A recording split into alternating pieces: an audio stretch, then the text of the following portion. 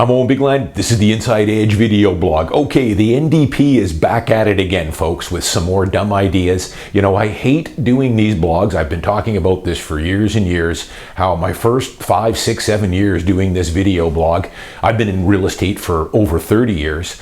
You know, I didn't pay much attention to government. We didn't have to. You know, they at least gave us some space and let us do our thing. But of course now, the last 3 or 4 years, we're just being bombarded. We're at war now with federal governments, provincial governments, especially socialist governments, getting involved in real estate with more restrictions, more taxes, more bureaucracy that just continues to make housing more unaffordable and keeps people out of the housing market. Watch my blogs over the last 3 or 4 years on this. So I hate doing these blogs talking about government, and I never did in the first 5 or 6 years in this blog. Now I have to, because every month I'm getting inundated with something.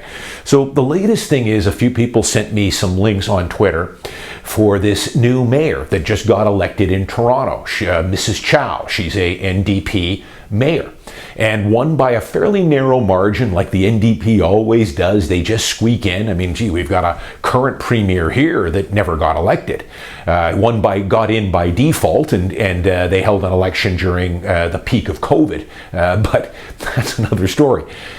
Anyways, they sent me some clips of Mrs. Chow here and some press conference stuff, talking about the exact same thing Mr. Eby has been doing here. I think they have a playbook that they all use, the NDP. It's kind of the Socialism 101 how to buy votes playbook. And I give them credit.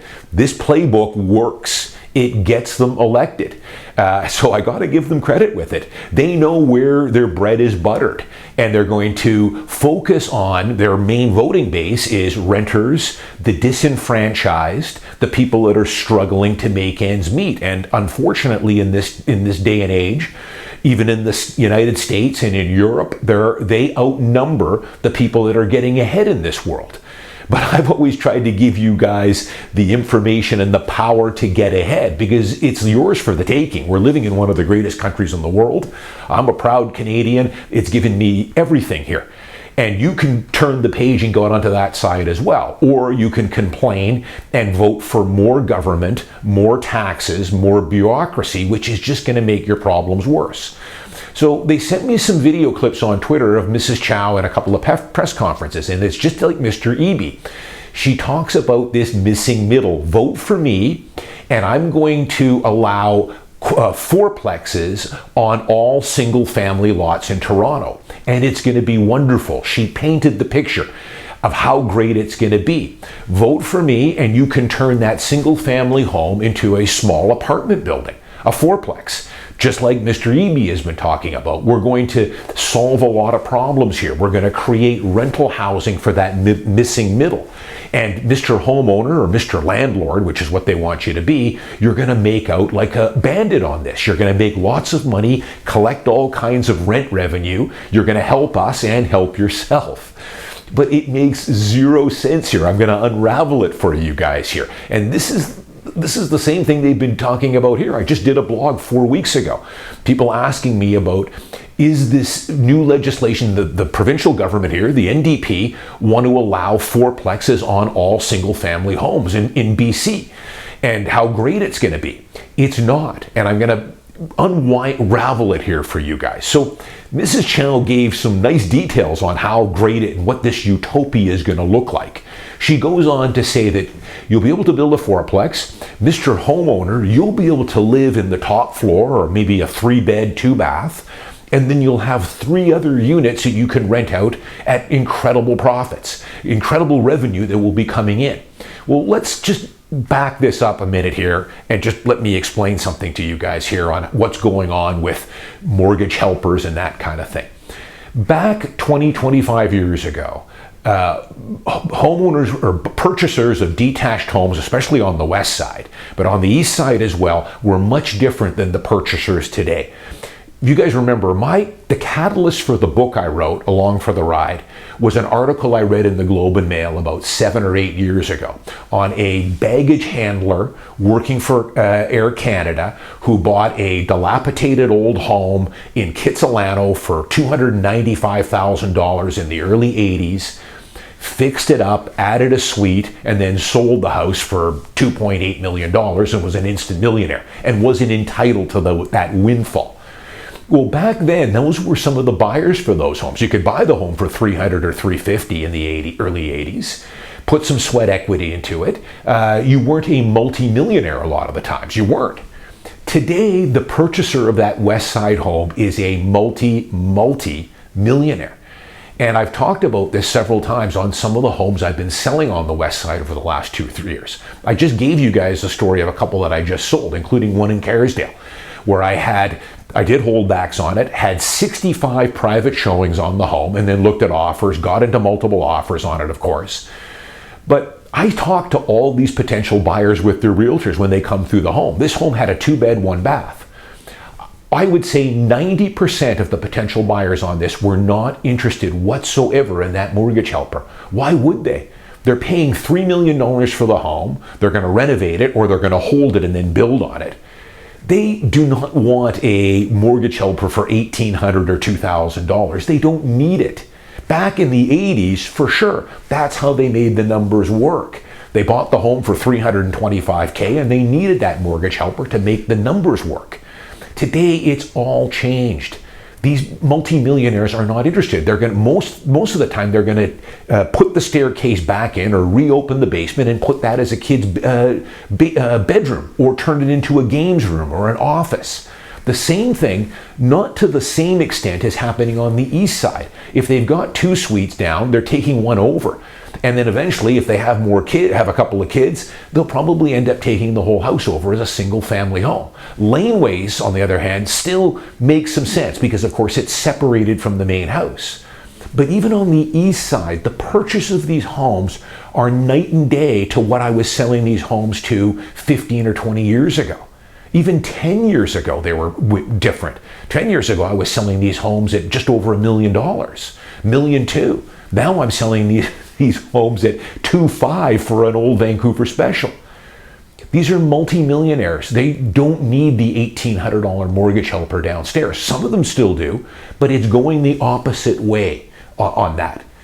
So that's the big thing that the NDP does not understand here.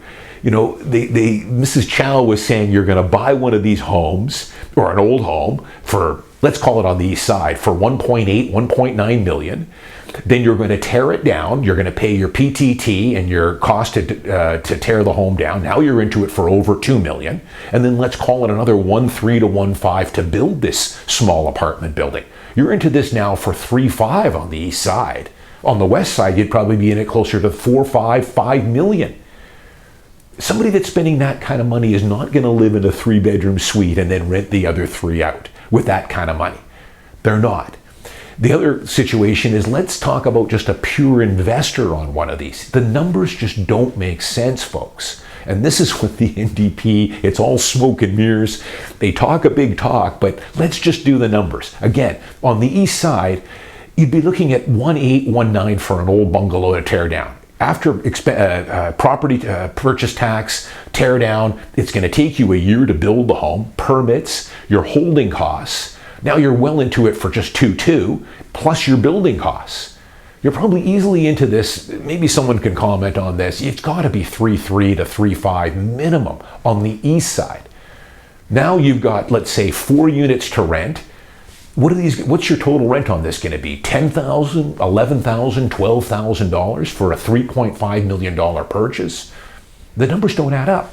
I sell simple 1-bedroom condos. I've got a building in the West End. I've had 8 of the last 1-bedroom sales in. I'm bringing in investors and first-time buyers into this. $550K for a 1-bed with parking concrete building in the West End. That unit will rent for almost $2,500. $550 purchase price, $2,500 a month rent, and it's a simple cupcake rental. So we're talking, what, $2.2 million will generate $10K in rent. Far better cap rate than building one of these new 4-plexes or a small apartment building on the east side. And this is in the West End of Vancouver, not the east side. So the numbers just don't add up on that. Who is going to be the buyer and build a 4-plex here? I don't see very many principal residence buyers buying this, living in one of the units and renting the other 3 out. Multimillionaires just aren't into that. At least maybe they would be for a few years if it was a single guy that had a spare $3.5–4 million. But eventually, if he got married and had kids, I just don't see that setup happening.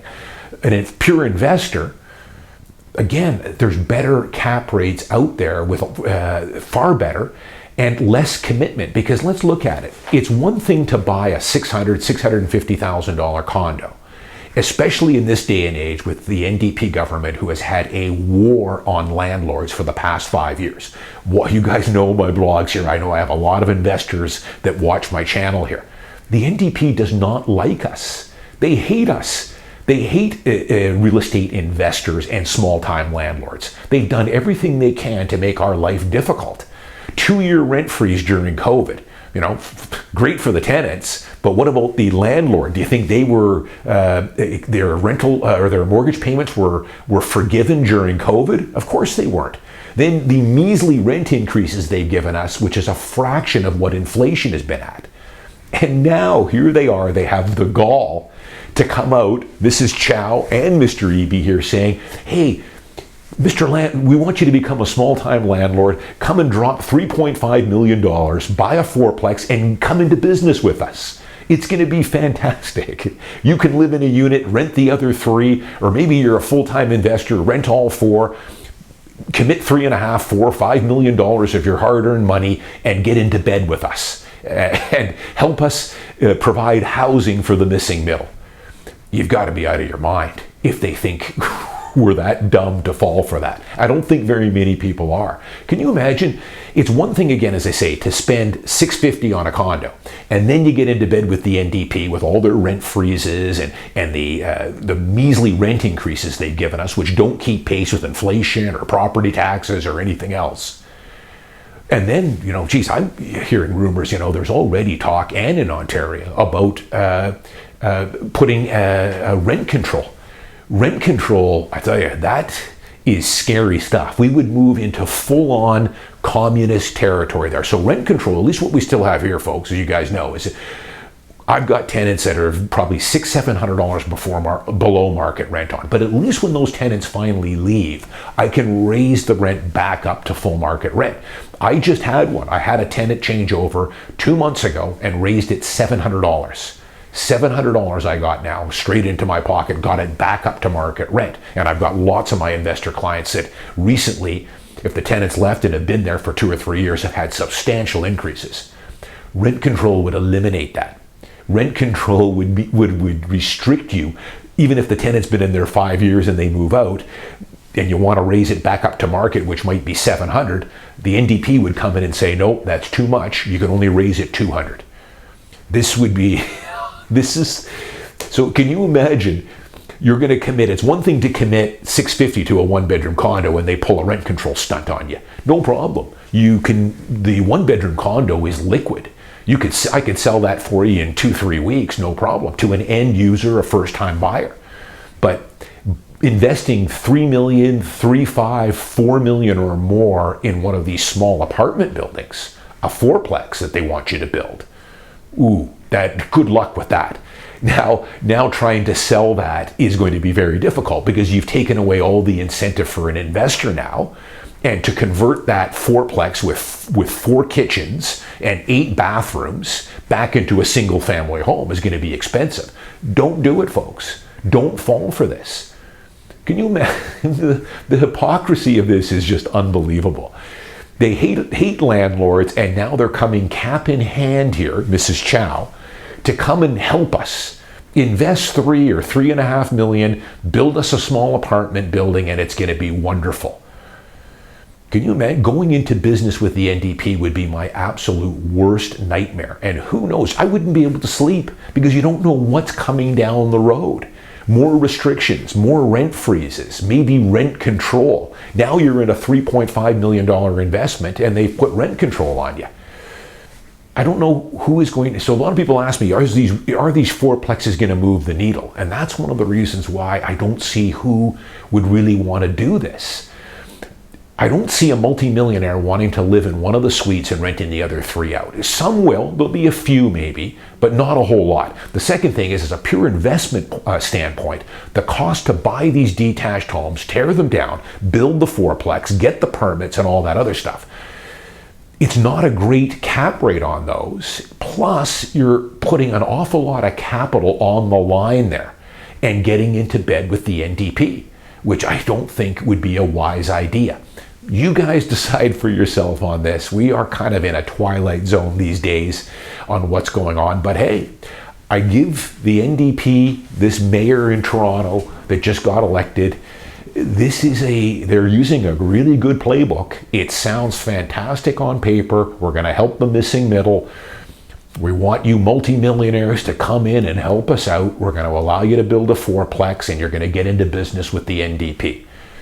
I wouldn't touch it with a 10-foot pole. Maybe some people will. As an investor, I'll just stick to some simple one-bedroom condos. I'll pay $600 for it, $550 of these ones I've been selling lately, and rent them for $2,400 or $2,500 a month.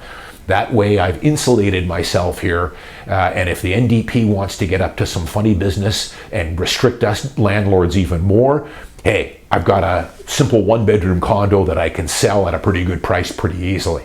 That's not the case if you build a small apartment building. Just remember that. I'm Owen Bigland. As always, thanks for watching. Thanks to all my new subscribers. I'm coming up to, I think, 2 million views now on my YouTube channel.